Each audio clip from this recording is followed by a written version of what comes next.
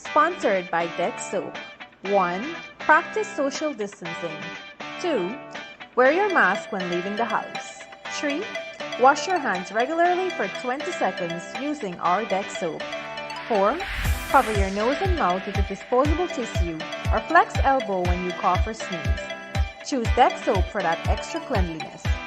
Deck Soap is affordable and available nationwide.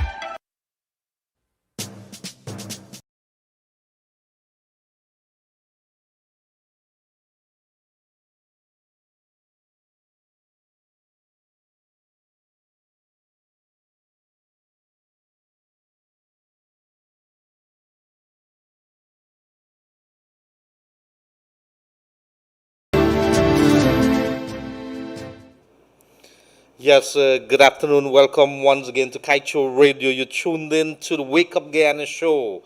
It is coming on to just one more day before we go to the end of the month, and it's September month, and that makes it to the end of the third quarter. We're on to the last 3 months of the year after tomorrow. So I want to say welcome wherever you join us from, whether it's Berbice, Demerara, Escribo, and of course overseas. So many persons who would have been with us on Facebook, on YouTube, and of course on other ways that they're finding on, I think, in the Radio Garden Tuner app. I think it is. I'd have to get myself in tune with that. So I want to say welcome. It is very sticky out there. So told Raj what's happening with the AC in the studio. He says he's feeling cold. Raj, you got to walk with a jacket. And so yesterday we were, I think, up in Berbice. That antenna was out. I think it's back up, right? It's back up and running. The antenna is up there. So I missed my Berbice people yesterday, but I want to say a good day, including those folks from 58, from Blackbush, Yakosari, and the other area, all the way to Skelton. And I want to say also good day to our people in Georgetown. I hope that you stay safe. Ensure that whatever you're doing at the moment, that you are protecting yourself, you are protecting others. If you don't want to protect yourself, protect others. Wear your mask to protect them. Don't protect yourself. So I'm putting it on the extreme there. So it is September the 29th, 2020, and we are going to come in a very short while with what is happening in our biggest newspaper here today, the biggest selling daily newspaper in Guyana, that's the Kaieteur News. But in the meantime, let me tell you a couple of the things that we will be discussing today. Church's Chicken, you know, that fast food joint that has a couple of branches around the place. They are in the process of being sold to an overseas investor, and we are going to bring you some more developments with regards to that in our newspaper tomorrow. But I hope that they keep the same thing. I know that the kids love her Church's Chicken. I'm not sure what it is. I'm not a big lover of fast food. I take it once in a while if I'm very hungry, like yesterday. It was a very hungry day. Had a little of that. But I want to say that moving on, there is 9 out of the 10 regions now have working in place following the March 2nd general elections, regional chairpersons, and one of them would be a woman, and she's no other than De Silva. I think it's Vilma De Silva from Region 2. That is on the Essequibo coast there. I want to say good day to the folks there, whether you are in the Supernam area, whether you're in the Charity area, or you're in between somewhere along Anna Regina, or going backwards. If you go into the back dam a little there, well, it's not back dam for them. You drive a couple miles and you reach a very scenic place, and that's no other than Lake Mainstay. The Kapui folks there, and if I missed you a couple, forgive me, but everybody within that area there, all the minibus driver, all the taxi driver, all the high car drivers, the speedboat operators, stay safe, protect your people. I want to say good day to you. So what we could also tell you there is this distribution of the $25,000 have started in the outlying regions. Region 1, seen photographs surfacing, although there's not an official release from the government, that is started in those areas there. So we are going to have some discussions on that in a little while. I'm going to come back to that as to how they're doing it. And so maybe as we move forward, we could educate our people of this beautiful land of ours. And then there's also a man came in, complained bitterly. He's a community enhancement worker. It's a big name for those people that would be helping us do a very critical work, which is cleaning the area within our communities. And he's complaining bitterly about the pay that they're having, and it is unbelievable when I tell you about what would happen. I'm going to tell you a little too also about GRA, Uh, Gentleman had called a couple of times asking, so if my vehicle down for a couple of years, why am I paying the road license? And based on what we have, I did promise to talk to Commissioner General Godfrey Stacia, and I did manage to get hold of him. Good gentleman, always very respectful. He did give me some explanations as to why you would have to pay and in what circumstances you would not have to pay. And of course, a happy birthday going out to Mr. W.I. Riaz. You would know that gentleman that would come in sometime, drop in on the Wake Up Guyana show, and he comes in and he says, he talks. I said, I'm not part of a political party, but, this is what I have to say. And he goes off in his comments and so on. But today happens to be his birthday. He's 55 years old. So if you're listening, Riaz, I want you to know that I know that you're celebrating your birthday. We expect some things in the studio here. I must tell you that somebody bring 2 pints for you. Somebody from across the river brought 2 pints for you, so I have it on my desk there. I have 2 pints to give to you, so I hope that you like it. I am not sure whether that's part of the birthday gifts that you're getting, so that's for you. And then there's a story that's coming from the outlying regions here. A man had sex with a dead woman. That's not what is scary, because from time to time you see these strange stories. The person is the person that died, the woman, and it was in a funeral home or a parlor, and that woman had COVID-19, and so they have him in quarantine at the moment, and somebody says that they should stone him for even thinking of doing something like that. There's something going to be wrong with you. I think I did see Chronicle trying to report on it, was talking about some strange things as to why you would do something like that, what goes through your mind to do that. But we're going to come back and we're going to have some discussion. So I want to say good day to all who've joined us from overseas, wherever you are, whether it's in New York. I'm not sure what's your weather like here. It's sticky in Guyana right now, and if you're out in the sun, get an umbrella. Make sure you wear your mask. Make sure that you stay hydrated. And so, Kaieteur News, your favorite newspaper. This is what I want to say that we have here for you today. Third developer returns 5 acres to government, and you could recall. This is Ogle lands. The new government on the Irfan Ali is looking at all these areas in which land that is by the Ogle airport, land that is key to the development of the 4-lane highway that the government has been talking, consecutive government has been talking, that is going to link the East Bank to the East Coast and thus reduce the congestion on that East Coast, Sheriff Mandela Avenue, the Cemetery Road area, the East Bank area. So what you would want to do is take the traffic that wants to link between over the bridge heading to the airport, that is going to be along an alternative road that is going to be behind the schemes on the East Bank that leads you to the airport there. So they are taking away these lands here, make sure that it's in keeping with the general, at least that's what's been said by the government. They keep that these lands here are optimized to ensure that it is in keeping with the entire development that's happening along the East Bank and the East Coast.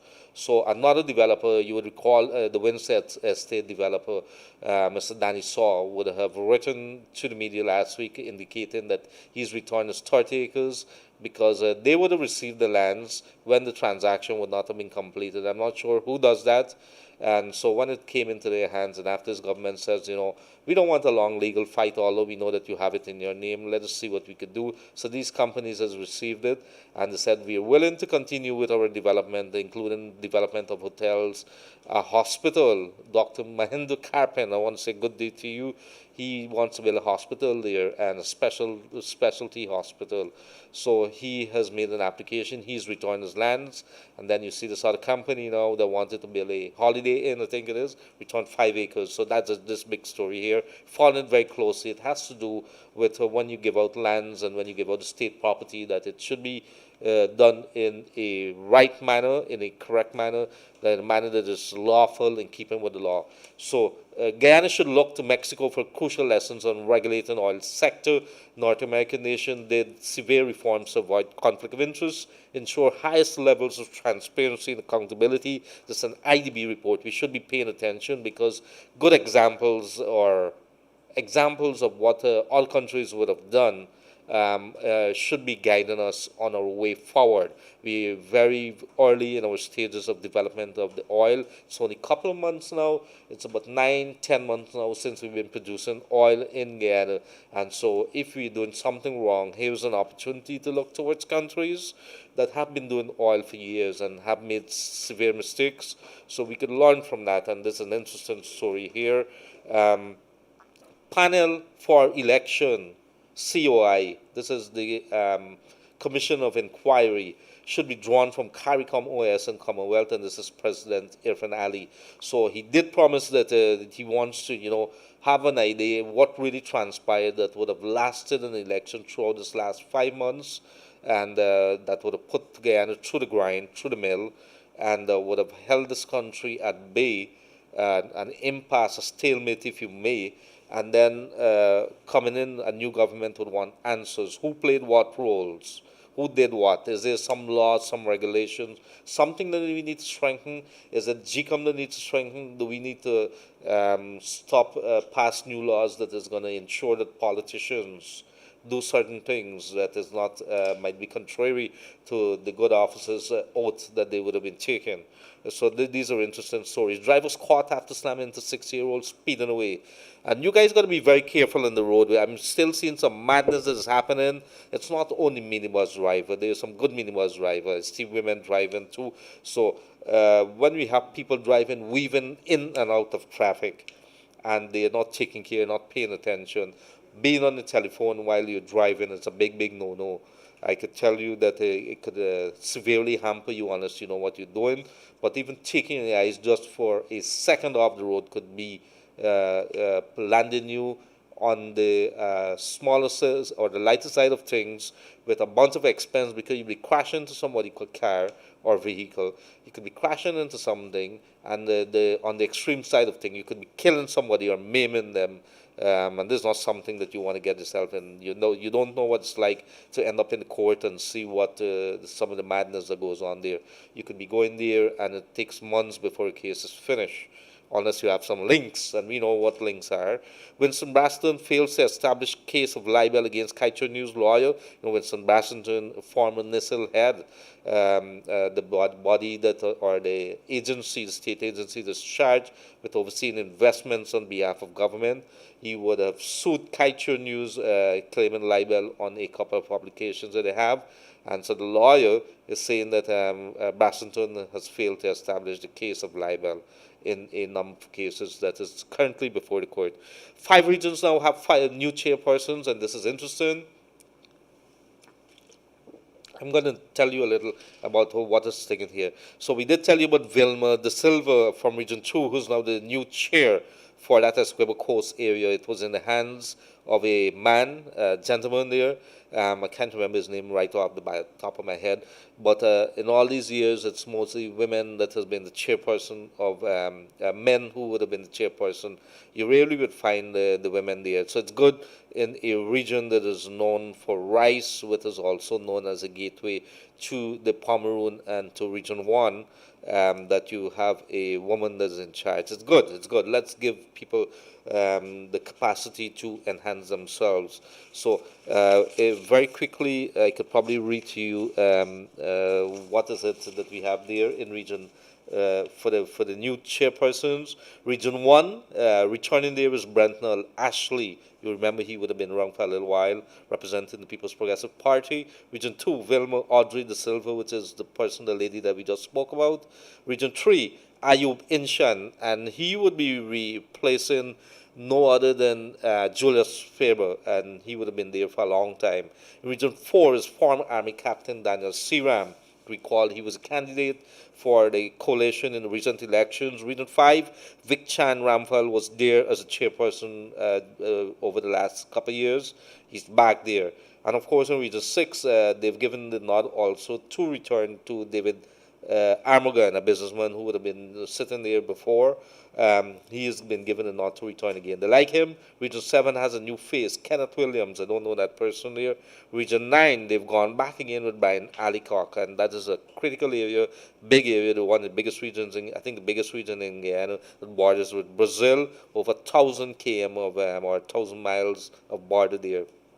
So he has his work cut out, and he's back there. Region 10, critical area for the coalition, or at least for the PNCR, and Devon Adams would have been a face that has been heavily back in the coalition in the recent elections here. And so he would have been making a lot of statements on social media and so on. So he's there as the chairperson. And so as we continue here, foreign investors, this is a gruesome murder of the Barbistines. Foreign investigators arrive in Guyana to assist with case, and this is the regional security officials, and so they've met with several top officials, including the crime chief and so on, I understand, and they are going to start investigating. This is more specifically into more of the forensic side of things, pointing investigators to a couple of areas to build the case. I think the investigators they got a very clear idea as to what would have transpired here, but having the forensics, the evidence that is going to link these people to that, that's what they want, because these persons were not killed where they were found. So it could be that they were killed maybe down in the back dam farther away and then dumped there to make somebody look bad. We don't know. As of now, I'm not going to speculate. What I can tell you, it is a good thing that we bring the experts. We have to admit from time to time we can't do it. And so by the extension, when you look at the oil industry and so on, if you can't do it, we'd have to find the experts to do it. We have to find the people, pay them, bring them here. And of course, more importantly, learn from these people. It has to be part of our arrangements with them. That when you come here, you train 3, 4, 5, 10 persons one time, so we could be able to build capacity. Building capacity is important if we want to take this country from a third world into a first world country. We talk Malaysia, we talk Singapore here, we talk to those about those developed countries and their attitude and their discipline towards how they do work and how they would build their countries. And so interesting stories there.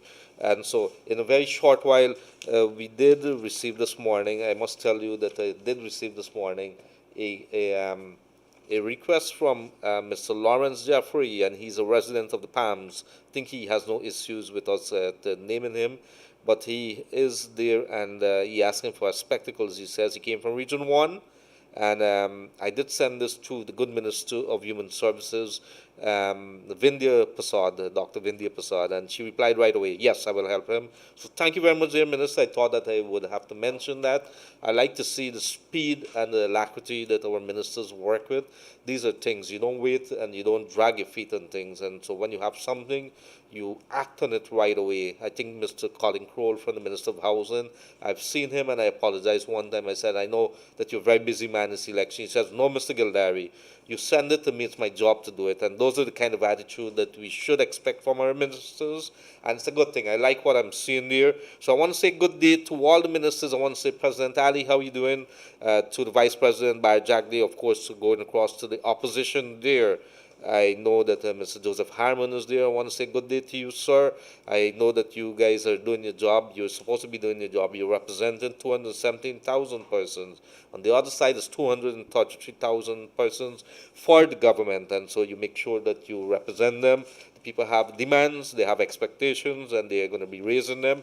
And of course, they're going to be sending it to us. And when they send it to us, we are going to be raising these matters to you. And you can recall, of course, yesterday I did tell you that the NIS, those persons who have NIS issues, that there's a number that was given to me by the NIS general manager yesterday.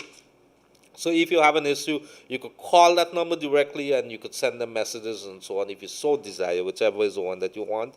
And she did give me an indication that they are going to look at each and every one of the cases that come before her. She even wanted me to give the number of her, and I said, man, you have a job to do, let the person do it. Not that I want to think, but they have so many other things to do. So she has she has a worker there that's stationed right next to her office who's reporting to her about these cases here. 6400 639 or 6400 639. And that is the NIS special number that you could send your queries to if you've applied for a pension and you haven't gotten it. If you've applied to something or you have them, they have you for a very long time, going back and forth, and they're not giving you that assistance. Well, then here's an opportunity that you could be able to raise it with them. So also for, I did ask one of my gentlemen for from Sentinel, the representative from Sentinel there. You could recall there's a security company that would have been asking about why they haven't been paying their staff. So we are going to be reading the response in a very short while. Um, Somebody here would have been complaining about region 52 to, sorry, village 52 to 74, the NDC. Before we do that, where did you send that, sir? Okay, good. So I'm going to have to check that. I understand that there is a response from Sentinel. Yes. Sentinel Security Company, which has been accused of not paying for 3 months, they've sent out a response because we sent questions to them. And this is what they had to say. Sentinel Security denies claims that foreigners or locals have not been paid for 3 months. A spokesman said that everybody's happy. And if the workers are not paid, then they would have left the job. I admit that the Haitians, Cubans, and Venezuelan working with the company and claims that foreign nationals have been chosen or have chosen to remain on the job since they have not encountered any problem with regards to payment. Spokesperson said that it might have been another security company and not Sentinel Security Inc. So those persons who have been raising it, this is what the company says. Let me just read it back very quickly to you. Sentinel Security Company denies claims that foreigners or locals have not been paid for 3 months. A spokesman said that everybody is happy, and if persons were not paid, then they would have left the job. The company spokesperson who spoke to our reporter admits that there are Haitians, Cubans, and Venezuelans working with the company and claims that foreign nationals have chosen to remain on the job since they have not encountered any problems with regards to payments. Spokesperson said it might have been another security company, not Sentinel Security Company. So I want to say thank you very much to Sentinel for responding to us there. Let me see. So we have some help. You know, when you reach out to officials for help with regards to it and they respond to you, you feel good as if the system is working. So it's a Wake Up Guyana show, and you are tuned into Kaieteur Radio here on 99.1, and you would be getting us there on Demerara and Essequibo in the Essequibo area, and the 99.5 in the Berbice area. If you're in that area and you can't get the 99.1 anymore, try 99.5. Yesterday we had an technical issue, and the guys worked hard and they were able to bring that up and running. If you received anything, just let us know. Drop us a text. A lot of people complained yesterday they were not getting on to their favorite show here on Kaieteur Radio, the Guyana's biggest show when it comes to raising issues, dealing with the issues, and waking up Guyana to the issues and the matters that affect all of us.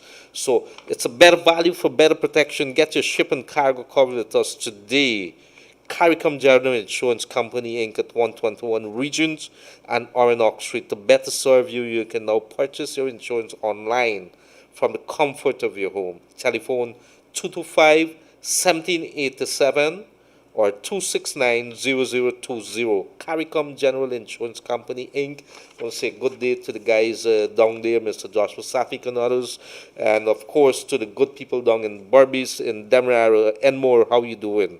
Ansgrove, how you doing there? Numprel, I'm just jumping to this place. Better Hope, if you're sitting in the market in your stall in Yakasari, Blackbush Polo, you're sitting in the stall there in the market, I want to say good day. In Starbuck Market, you're selling there, all in the market. They have some of the best peanut punch on a very hot day, and they have some of the best fish and bread in the Starbuck Market. I could attest to that. So I want to say good day to you.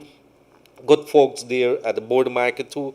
A good day to you. Now, yesterday or the last couple of days, people would have been complaining to us. At least one man would have been complaining about if he has a vehicle in Guyana, the vehicle doesn't work for a couple of years on the road. Why is GRA charging him for road license? And then sometimes it adds up to a lot of money, thousands of dollars. Well, I did speak to the Commissioner General of the Guyana Revenue Authority yesterday, GRA, Mr. Godfrey Station, always very engaged. And I want to say good day to you and the folks on the GRA there, sir. You know, it's a big area, and people always complain because they want to see better services there. And this is what Mr. Station would have said. He says, there is a mechanism in GRA that if your vehicle is going to be laid up for sometime you're leaving the country and you're going abroad, or the vehicle is down and you can't get it repaired, you have to inform GRA before, not after it would have been laid down, because they have no way of verifying that your vehicle was actually down. So they said do it before, although you might have been out of the country, somebody else could have been using your vehicle. So they're saying if you're out of the country or the vehicle is down and you know it's going to be down for a little while, and you don't want to be charged those road license fees, make sure that you tell GRA before and not after, and that is what he's been saying.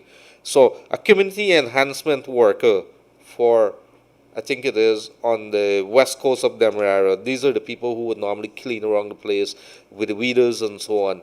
And he is saying that, he's asking, he's appealing. He came in and he says, Mr. Gildarie, that since 2006, this is about 14 years now, they hired us for $25,000 every single month.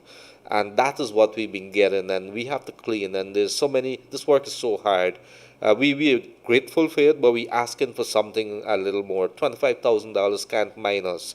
And he says he's getting a little public assistance of 13,000, which is like a $38,000 per month.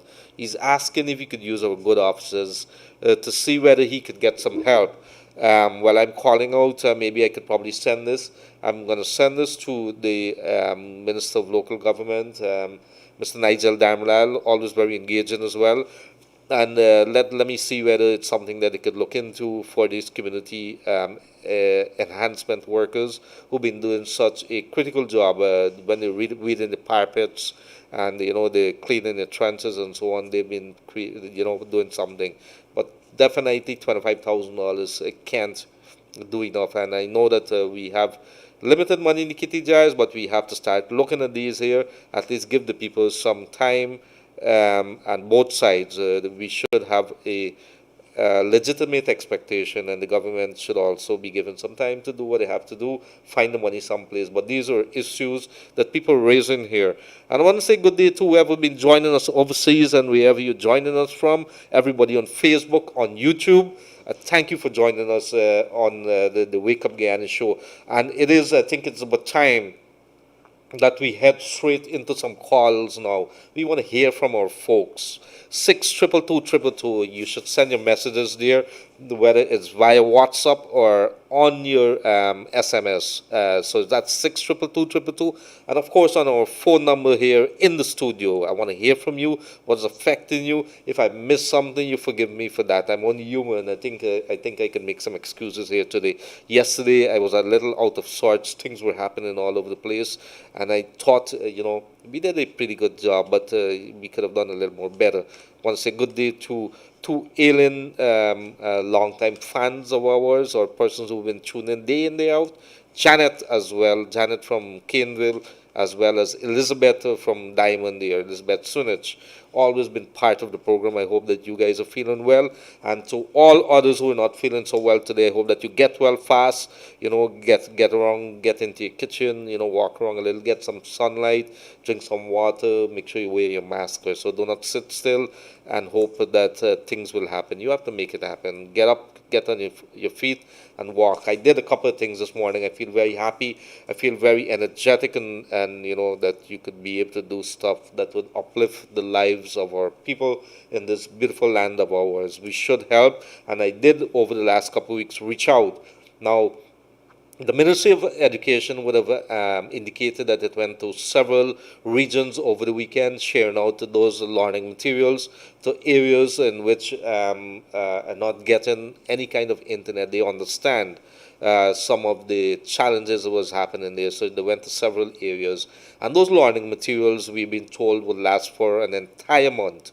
And before we go to the lines, they last for an entire month. So by the time the month over again, they have to get the learning materials. I'm not sure how long COVID-19 is going to be around for, but all the money that we have, they're going to something or the other. You have to find money to pay the printers, to pay these to print these learning materials. So it's a whole bunch of money could have been diverted. COVID-19 is sucking the treasury dry as well. There's a lot of things that you have to buy for the essential workers. You have to buy for the patients. You would have to get masks for the frontline workers. You would have to get masks and all those kinds of protective gears.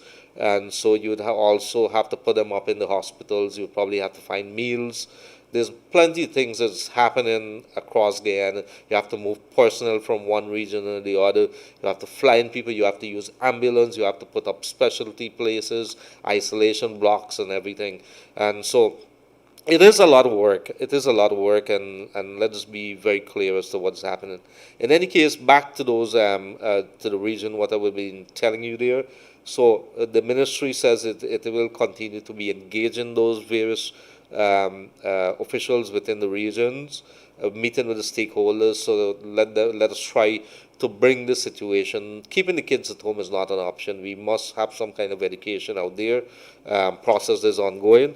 But the problem is, how do you teach one set of students not being able to reach the other set of students? That is the challenge that they find right now. And because of our limited resources, the absence of internet from other areas, it has been a major challenge, a dilemma that is facing the various authorities like the Minister of Education, the Ministry of Education, and the other officials that are involved in making it happen. Do we wait till January? Do we keep the kids home for another 3 months? What happened to those kids who have just passed Common Entrance or grade 6? What happened to those persons who would have been writing CSEC and they want to do their sixth form exams? All those things that has to be taken into account. 62222, and of course you send your messages to that one there, and you could call us on 226-7453. Do we have a caller on the line, Raj? Yes, caller on the line. Good afternoon, caller. You're on the air. Hello? Yes, good afternoon, caller. You're on the air. Go right ahead. I understand that you call the NS number, but you call it so quick Right. that I can't even get it. Okay, 64. Hold on. Uh-huh. 6400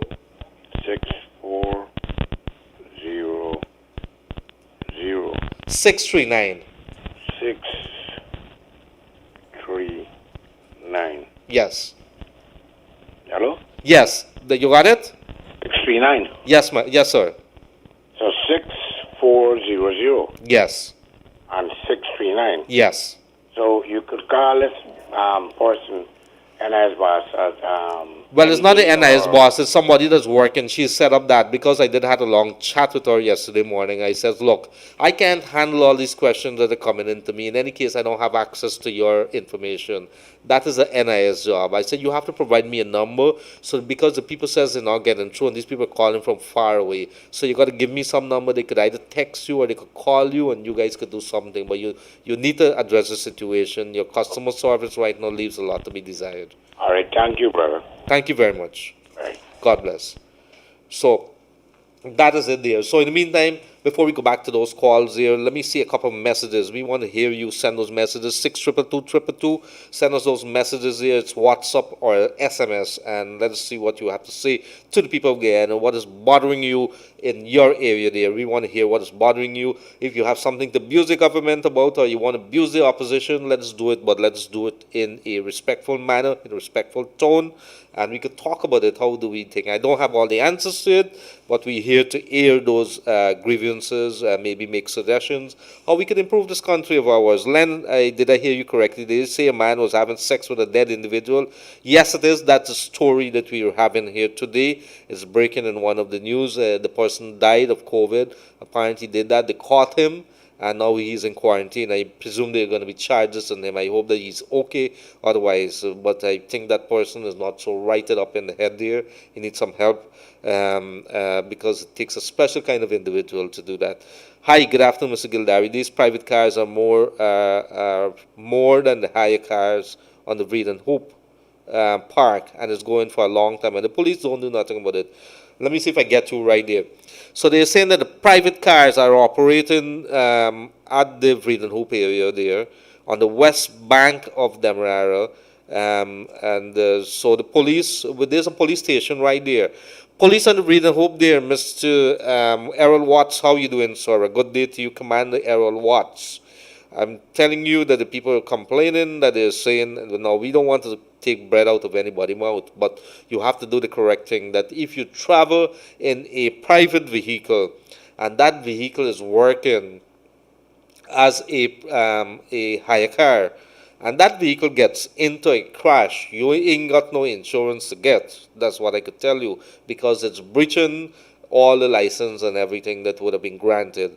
So in addition to that, it's unfair to have private hire car which does not go through the hoops or have not done the correct thing, so they could be operated and don't have the insurance that is respective to that they are operating there. So the police station is right across a stone throw away. What are you guys doing there? Are you standing in the junction and see who's stopping at the thing there, or are you doing some other work as well? So you guys have to be doing a little more. And this is the people complaining there, and they calling in the commander and the others to look into it. Good afternoon, bro. Thank you very much. You made my son so happy so he could do his schoolwork now. Thank you very much, whoever that is. Good afternoon. Very nice program. My father wants another age for pension. I think it's 65. I think it's 65 for the old age pension, which is the Ministry of Human Services. I think that's what you're talking about. The NIS, I'm not sure. I think that's 60. So let's see some others here very, very quickly. No. Yes, let me see. Good afternoon. You please tell me the airport will be reopened. We don't have any idea. I think between me and you two, I don't think the authorities, the ministers or so, they have an idea how they want to do business in terms of bringing people here and sending them back. And I'm going to tell you a little bit of that. Sorry, I got to be drinking up a little. Make sure that I hydrate myself. Do you hydrate yourself, Raj? You have to. Raj says he's hydrating himself because you get dry pretty quickly if you keep talking. But not only that, too. COVID-19, it does all kind of things to your body, and if you don't be careful, you don't, you don't eat right, and you don't do things right, get your sleep. Like myself, my big issue is not getting enough sleep. I go to bed too late, I wake up too early. My phone ring constantly. I really can't turn it off because you don't know it's emergency in its very nature. The airport cannot be opened in the normal way that we know it, that you have flights coming in and out. What the authorities are saying, that they're looking at the situation, looking at what's happening in Guyana, looking at what's happening around the world. In America, I think in New York, I think in some hot spots area, they're closing them down as we speak. There's been a spike in some places. India's creeping up in America, almost threatened to take over those figures that America has. America is just ahead of Brazil, and so you have plenty situation which is pointing towards a spike again. What the government of Guyana says, that they are allowing scheduled authorized flights, meaning that those flights just can't believe that it is going to come here every day and just take passengers that women fancy. And even those persons who are coming and going would have to adhere to the regulations, meaning take a test and so on and present it. And when you go across there, I presume the respective countries are going to do what they have to do there. Making sure that they protect you, or they protect their citizens from you. They have to assume that you may have it too. So we're not going to see the opening of the airport. You have flights coming, but it's not on the regular flights that we know it. Everyday flight landers. So they are careful in what they're doing there. So we're going to continue to bring that story to you. Hi, good afternoon. I'm single, auntie. I really appreciate if you could help me with a laptop. Oh, okay. I have reached out. I had a couple of parents that not parents, like really persons that we would have had that was in dire situation, that were living, if you see the way, but they had access. They had 6 kids. They had access to internet, and somebody would have reached out to me from down in the riverine community. I would ask that person to reach out back to me as well, and so. 111, let me see what this person would have said here. Hi, bless you, good afternoon, Leonard, and everybody listening. Please send happy birthday to WRES from Kaieteur News. And this is coming all the way from Asthma Bacchus, Coven John. Yes, of course, I did wish him a happy birthday. And I did say from Kaieteur Radio as well, and Kaieteur News. And this is coming from Ashma Bacchus there, and she's saying all the way from Coven John, been a very regular listener with us. So thank you very much there, Ashma. Good day, Mr. Gildarie. Let me know when you get the time to call me on WhatsApp concerning the kids' school stuff. Arrange time so we can talk.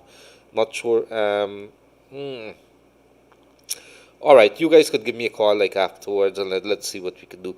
I hope you're having a great day. Keep the good works, but please don't forget you have a family too, and too much stress can affect you and your family life. Yes, it is an issue here in Guyana and what we're doing here.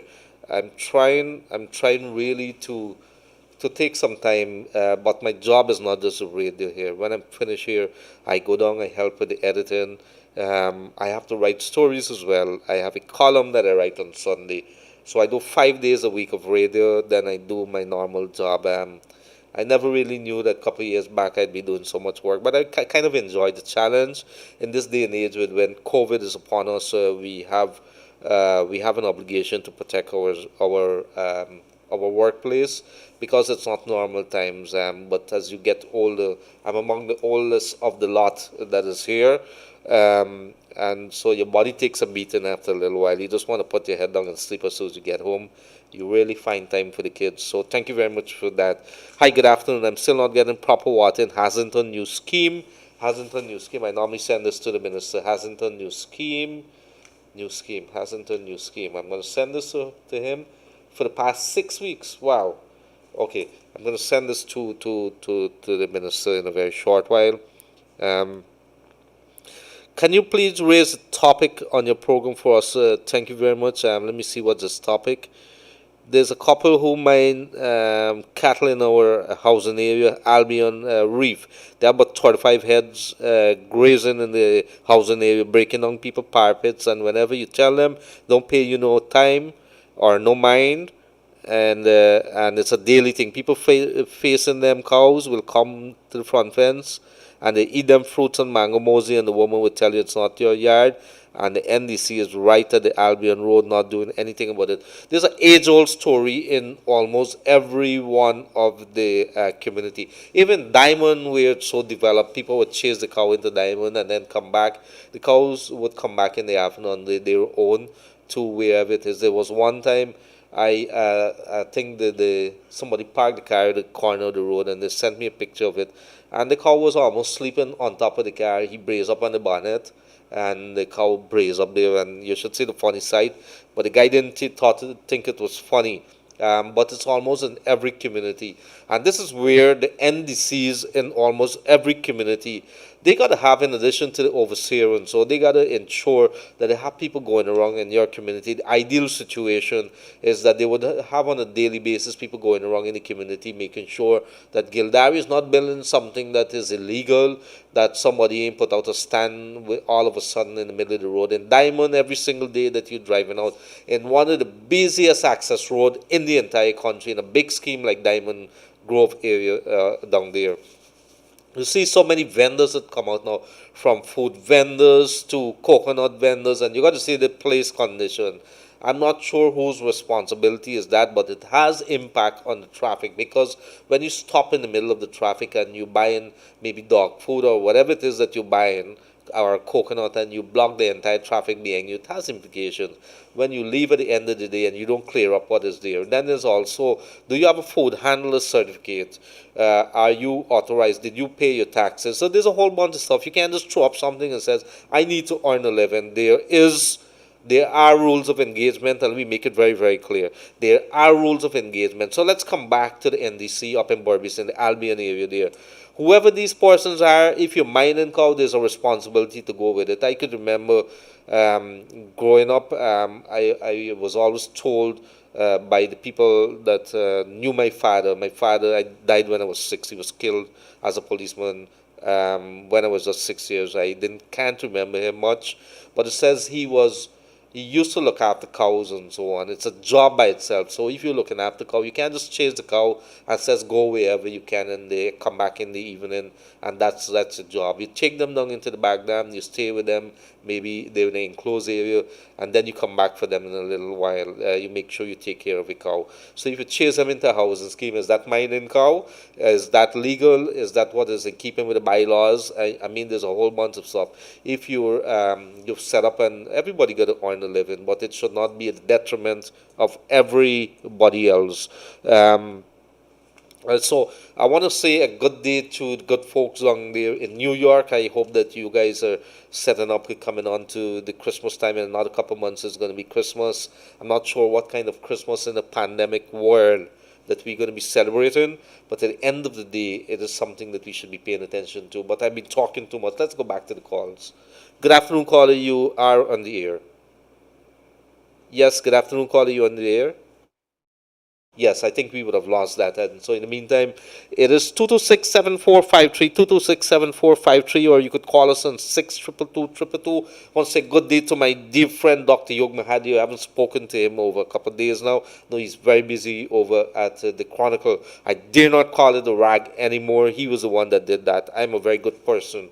I am very proper, and he was the one that called it that. But he's over there. Good day, Mr. Yog. And I hope that I know that you are going to bring it back. You have that capacity and the capabilities. And when you get the time, just call me and we could have a chat here on Kaieteur Radio. The people want to hear from you on the Wake Up Guyana, and maybe we could talk about that. Good afternoon. I saved the number for GT&T WhatsApp that you gave last week, and I messaged them the same. They're still waiting for a reply. Customer service not getting through. I'm not sure for GT&T WhatsApp. Which number is that you guys are talking about here? Could you text me back? I'm not sure. Good afternoon, Mr. Lenny. Okay, they call me a different name. I have two kids who are attending secondary school. I have no access to internet. I'd be so glad if they could get a tablet, but you have to have internet. The tablet is very difficult. The gentleman had reached out to us for a couple of tablets and laptops and so on. I didn't hear back from him, and we trying to do what we can do. Trucks are obstructing traffic on number 49 Village Public Road. They need to remove them from the roadway. And we know this is a normal thing when you're cutting paddy in the rice. You're harvesting rice in the rice growing areas. The trucks are parked all over the place. We would have seen some horrific accidents. We've seen horrific accidents because of paddy on the road, and there's something that we continue on the roadway every year, especially in the Berbice area. Paddy on the road, trucks on the road, tractors on the road, combines on the road, everything on the road, and they got to be a little more careful in how they do it. If you're doing it, you're parking it, you got to park it off the road. You can't be walking the combines on our good roads, damage it, and you have to put it. If you are doing this, you have to make sure that you invest to have the proper trucks or the equipment to move it back and forth. Do we have another call? Yes, good afternoon, caller. You on the air? Yes, good afternoon, caller. You on the air? Go right ahead. Good afternoon. Good afternoon. This is Gildarie program? Yes, it is. You're on the air right now. Okay. Well, I just want to let you know this thing. Now, at the budget read, right? I didn't hear them mention anything about public assistance, which I'm a disabled person, right? I'm disabled, I'm blind, I cannot go up. I'm getting no other income nowhere, about $9,000 from the government every month, right? That's the only source I get. I don't get NIS. I'm not working anywhere, and just at $9,000. I hear them mention anything about public assistance. But what I say, right? I think when they should get assistance, when person become disabled, let me say a person over the 60, that disabled, they should take that man out of the disabled category and put in a old age category because he's disabled and he's over 60 anyway, keeping him waiting until he's 65.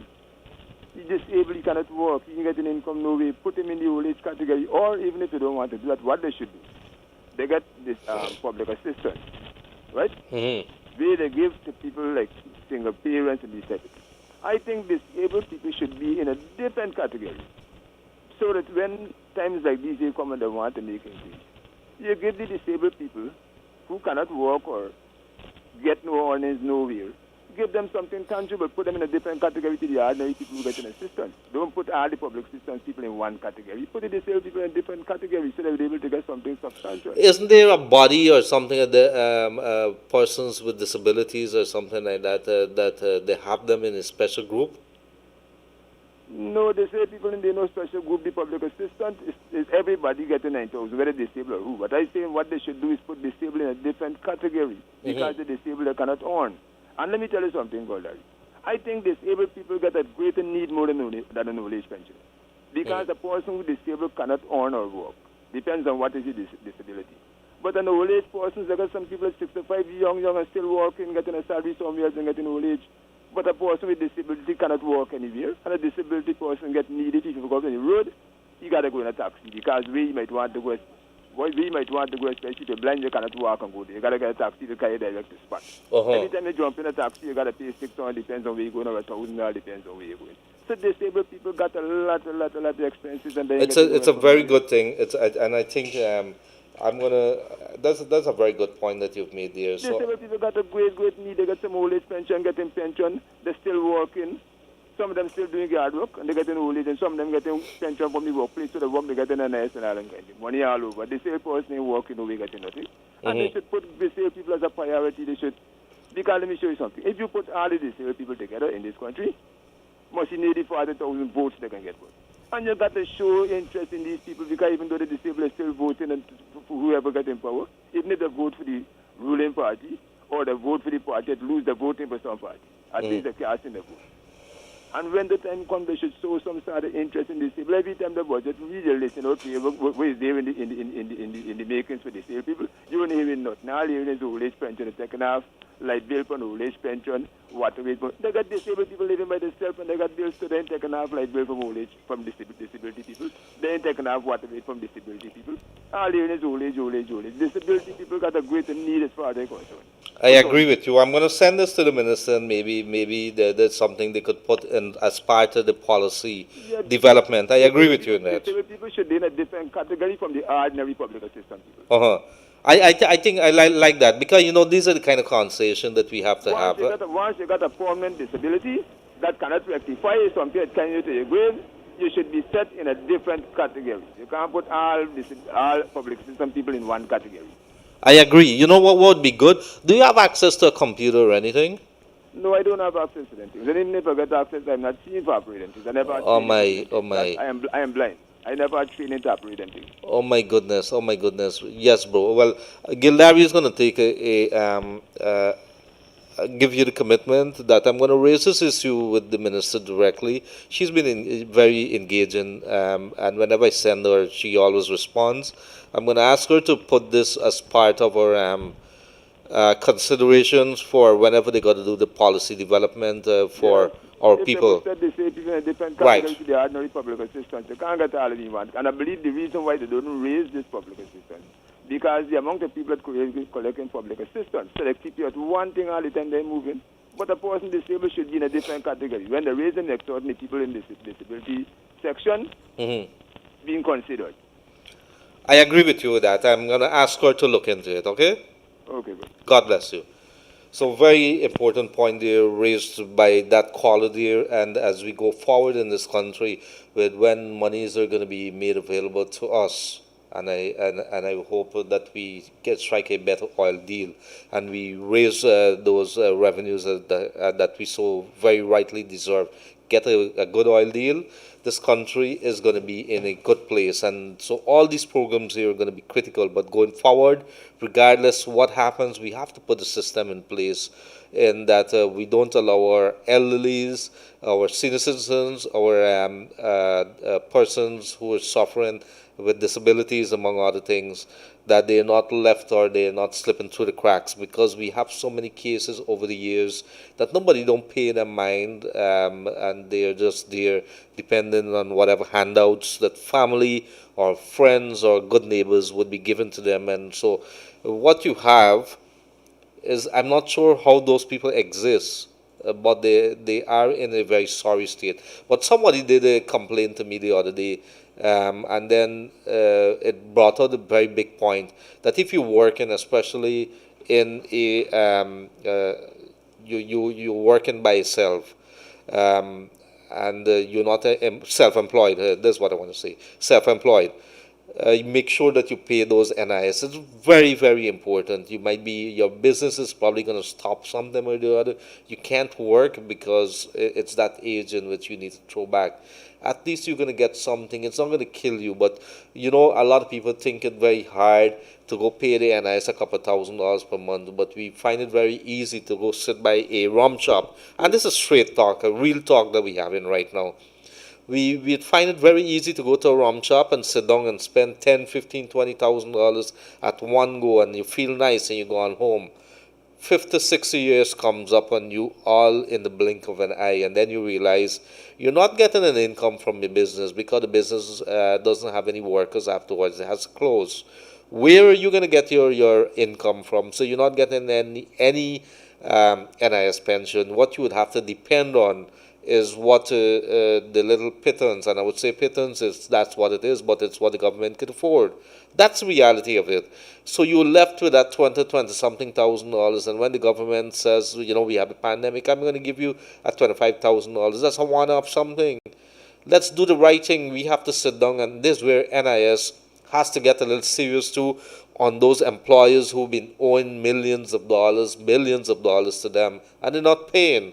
And then you also have the self-employed person, a bunch of them register, and then you have maybe 1, 2 suspect individuals there. And this happens right across this good nation of ours. The regulators, the inspectors, and everybody who is supposed to be monitoring the system are the ones who are driving the big fancy cars, and are the ones who turn in a blind eye because they know where the money is coming from. They could go every single month and collect a envelope. We know the story. You know the story. Everybody knows the story. It is what it is. So we have to get ourselves in a very straight manner when it comes to, let's start with NIS. So it's a big issue if you're talking long term. When you're in the United States, I have a friend, I've learned so much that made me start thinking differently. When I go to New Jersey, he's thinking, right about now, things are so bad with him, or it was bad with him a couple of years back when I went. And then he started talking about pension, about his, I think it's the 4,000K, I can't remember what it was something K. And it has to do with your pension and what you put in and what you save and what you're going to get when you retire. And plus you have other benefits like medical benefits and so on. And these are things that are big on the agenda of the normal Americans. And these are things that should be on our agenda as well. I stop it because I want to put a halt on the calls. Let us start talking things. Every day we've been talking. But let us start putting in our vocab pensions. Let's start talking things about benefits, medical benefits. Let's start talking about if our workplace is working and you are so interested in paying something per month that you don't have to use a public hospital, that you could use a private hospital. What's the least amount? Some of these insurance company has to start thinking differently. It don't have to be a big amount, but if they start taking from everybody, that every company, that maybe is going to offset each other. Not everybody is going to go to the hospital every month, but everybody might be able to afford $2,000 instead of $10,000 per month in insurance premiums. So these are the kind of conversation that we have to have.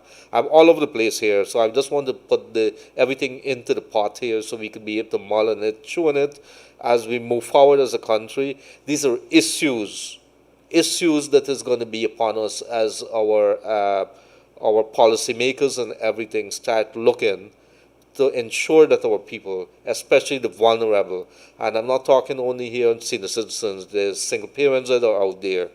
There are so many poor families that need some kind of jump start. What kind of program are you going to put? There's fund for the Amerindians, but there's also like the SLED program that would have been under the previous ministry, in which one senior official, a sports director, got lands and barbershop equipment and everything for that. That is not the kind of thing that we want. It should actually reach down and filter down to the people that are badly in need. But in the meantime, there's another caller online. Raj, do we have another caller online? I think Raj is on listen. So good afternoon, caller, you're in the air. Hello? Good afternoon, caller, you're in the air. Go right ahead. Yes, good afternoon. This is Kaieteur. Yes, you're on the air right now. Yes, I'm calling to give you an update of Sardina. Of Sardina. Who is this, Mr. Anand Prasad again? Yes? This is Mr. Anand Prasad? Yes, sir. This matter is before the what you call it? The Police Complaints Authority. Yes, it did. But you know what happened? I still got charged. Because when she went... But if the matters before the court, I cannot be discussing the matters before the court. There's an old law that calls the sub judice law, which stops any media person from writing about it other than what is happening before the court. But what is it that you want to say to us very quickly, as long as it doesn't break those laws? I didn't say that. She breaking the law, though. I understand she break the law. I understand that. Whatever facing the court is that the word I understand that using the police force to get to people. I understand. One next thing I want to make point with. Go ahead. I'm listening to you. The NDC, the CDC, I hear a lot of people calling about the CDC. Residents supposed to invite, yes, which they invite. And when they invite, they vote and put people. So I don't know why maybe the person that got no portfolio like seat or something, they are being so much difficult. But everybody choose who they want to run the community. The CDC or whatever. You will find this fight down now, because... No, I don't think that was the issue. The people that were calling in, the people says when they went there, it was already decided who's the chairperson. That's not my understanding of a democracy. Maybe it can happen in different villages, but not in Enmore. Not in they call from Fowls. Is Fowls the same place? There's a little problem there, I understand. Right. But in Enmore, we sanction and every single body agree. People inviting the community. Which is a good thing for democracy, right? That is important. Right. So you might get people calling crank call and talk lies about people. You need people to represent. As what you say there, the matter there at the court is forced only Monday. Right. The matter forced. Mm-hmm. Because, you can't win police, no matter what. Mm-hmm. It's a system, but that's why I go on the air. For the poor class of people, somebody pays somebody for whip somebody's tail. And that does happen. I agree with you that these things happen from time to time, and I wish that there's something that we could do with it. I will stand in front of the magistrate to make it very clearly. Because our evidence and we have on video, yes, that is totally victimization. Yes, sir. Real victimization. Some of them is criminal within the police force. Because nobody intends to sanction nobody. From top I go from the commissioner to right down. The honest place is the police authority at Brigham. I sanction the right sanctioning and justify where people are facing penalty in different way of police. Mm-hmm. Right? Mm-hmm. The point remains, you cannot use that force to get to people privately.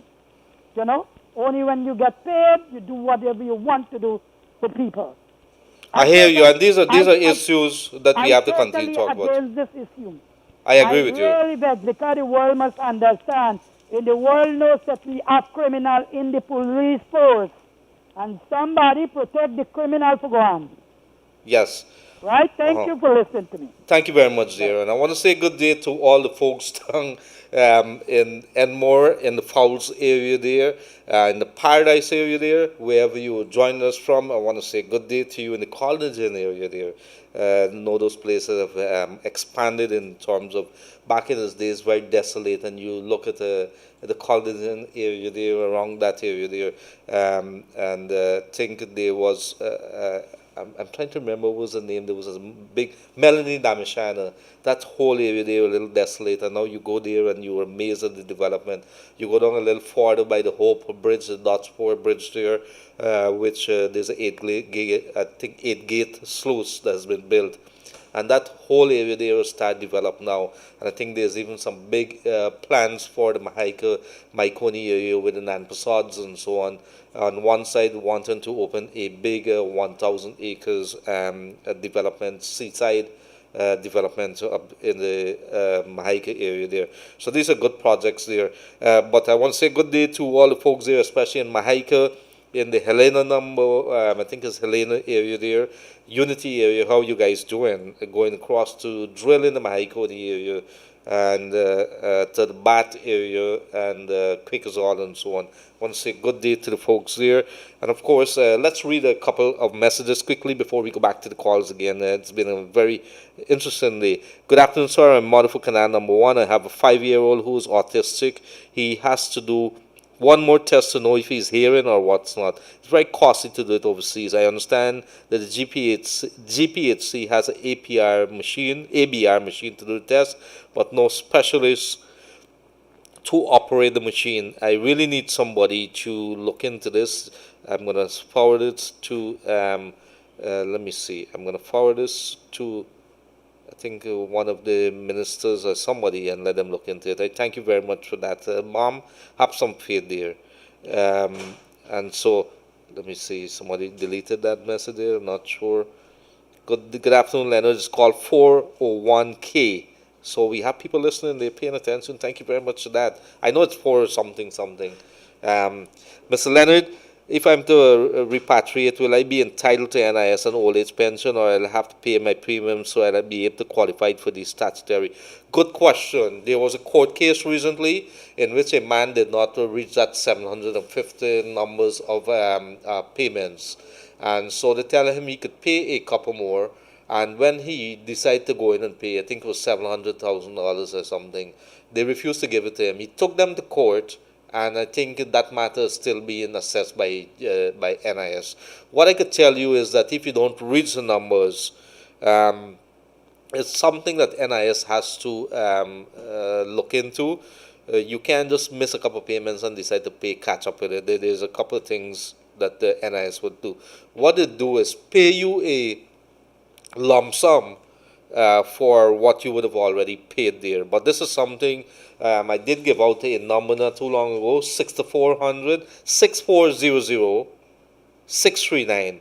6400 639. That's an NIS special number given to me yesterday by the general manager of NIS. And she says that if you have any queries or if you have any kind of thing that you want to know about a particular case or so that you have, that's the number that you could probably, they've set it up specifically for the people during this COVID time. So in the meantime, let me go back to some other messages there. Elections watch, okay. Just a thought, for the internet access for students, can't a hotspot be purchased through the cell phone plan? This is a very good question. Well, the normal cell phone plan that you have, it could create a hotspot, but because of the quality of internet that you have to those cell phones, I don't know if it's going to be that, if it's going to be enough, or it burns out pretty quickly because it drains your data if 3 or more persons who are using it.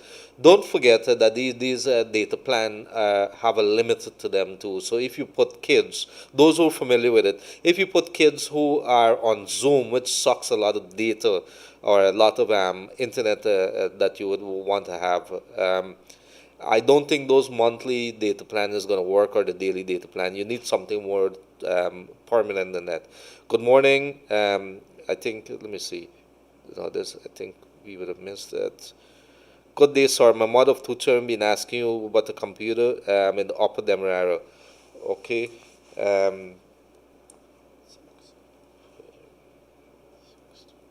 Do we have another caller on line? Yes. Good afternoon, caller. You on the air? Good afternoon. Good afternoon. Could you take off your phone, your radio, please? Take it off. Yes, thank you. Go right ahead. My comment is that this COVID-19, I think talk about this a couple of weeks ago. About this vendors, the shop people, I think they should put less pressure on them people to use their masks. Yes, everybody got to wear the mask. If you go in, in our workplace, you can't step your foot through the door if you don't wear a mask. All the staff come down on you right away. So it become a way of life. Every time you go into a shop or anything, wear your mask, wear your mask. After a while, people get embarrassed. You, the customers, wear your mask and go in, but them not come with nothing to you. No, yeah, but you have to make sure you protect yourself. You're gonna find. I think it's important. You're gonna find, and I don't want to use the word idiots, but you're gonna find people like that. I don't want to use the word idiots. Hear me very carefully. But you're going to find a lot of people like that. And like I always said, when I learned to drive, somebody says, assume all the people on the road are mad people and you're the only sane person. Protect yourself. So I always believe that the charity side is home. Protect yourself. The next case is somebody on this zip worker calling to you an assistance.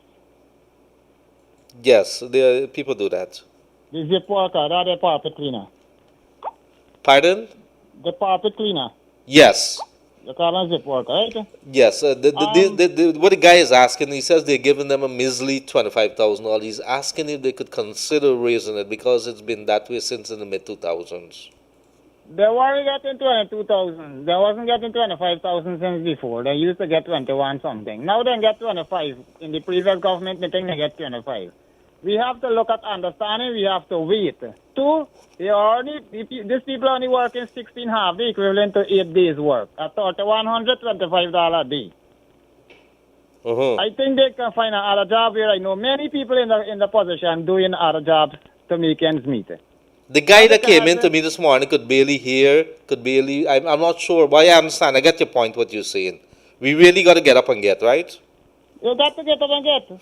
Even to get up and expect. Government of mine, everybody looking. When I listen to this radio, everybody just want now. Every single person just looking for want now. When they never want, nobody they want. Well, you can't. Some days, I think a lot of people would look at it that way. There's another side to look at it. You see, when you have people, there's a shepherd and there's a sheep.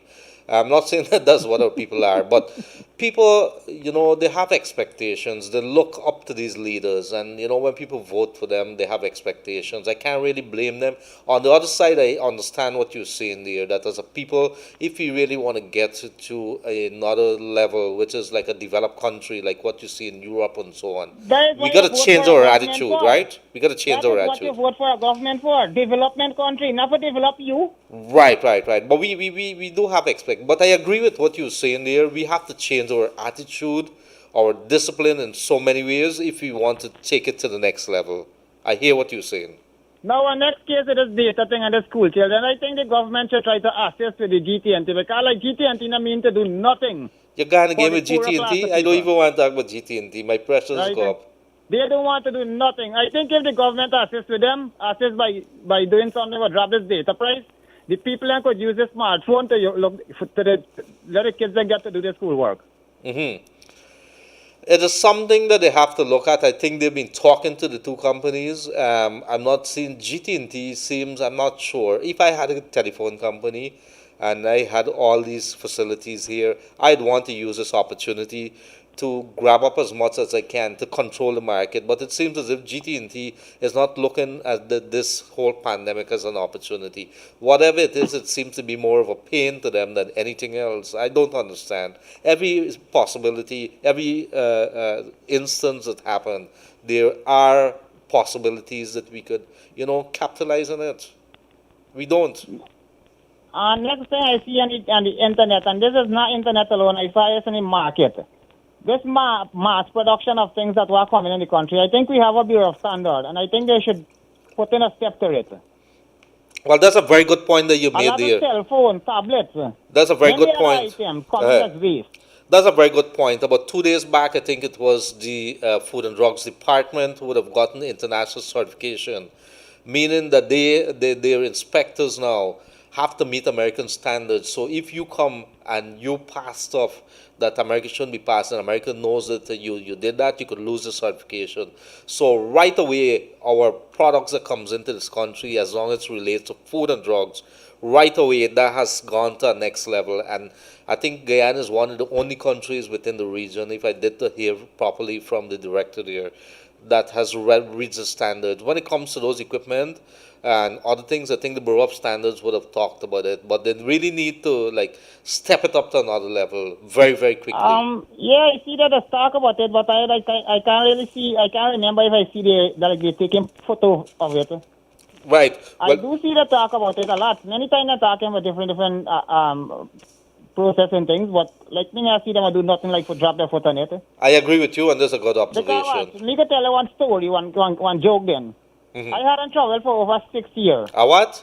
On travel. Okay, yes. Where you do cement work with. Yes. I had one for over 6 years. Anyway, let us say time passed, so he broke. They walk for a house, and they done about 11 travel, and the house not done yet. Okay, you must have been in a very strong house there, or the travel ain't good. Let me make the conclusion.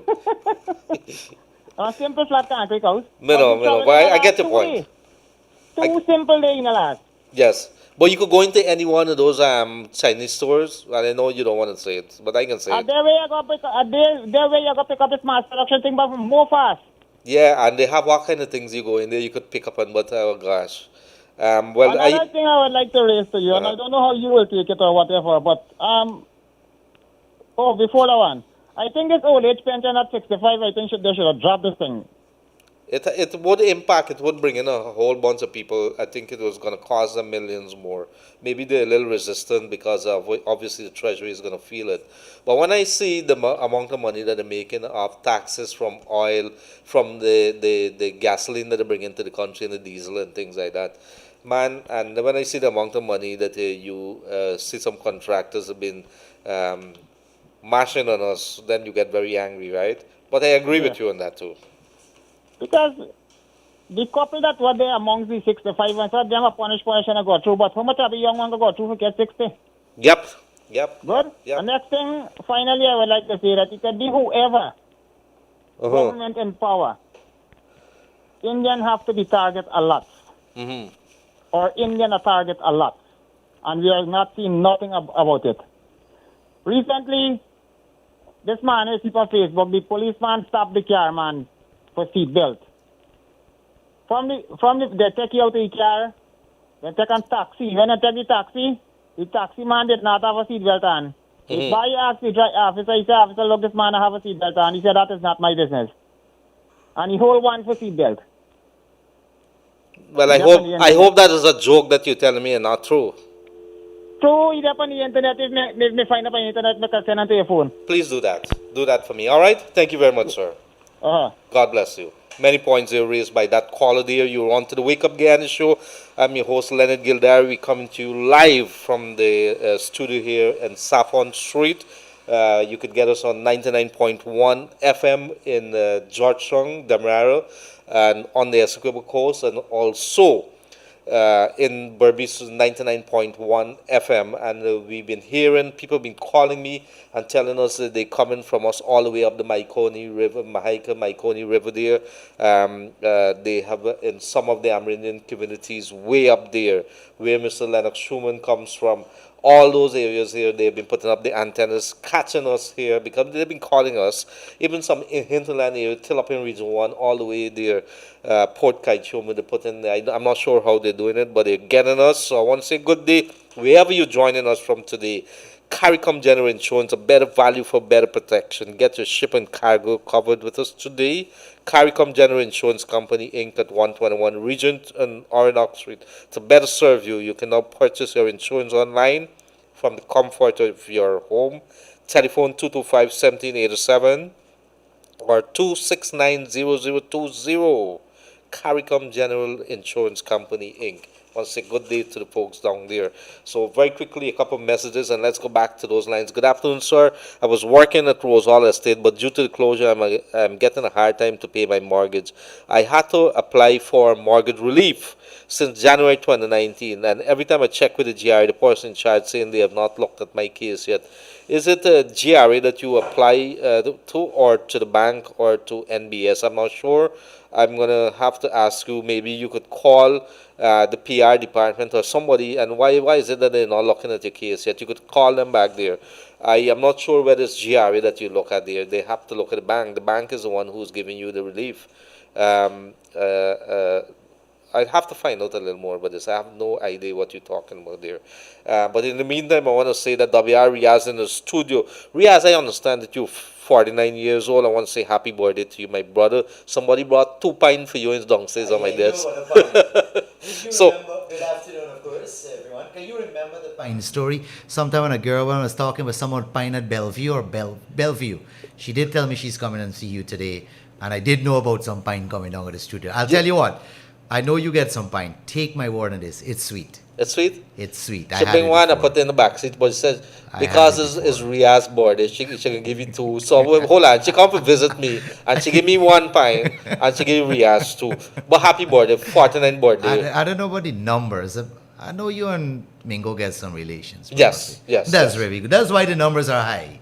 So what are you doing? I'm more interested in what you're doing for the birthday. It's a Man. quiet birthday, this one, actually. Do you have a virtual birthday? Because somebody talking there. Yeah, we're doing everything virtual these days. Everyone say we do it virtual. I tell my friends them, y'all buy y'all thing, get y'all thing home, y'all do y'all thing, and call me on a video call.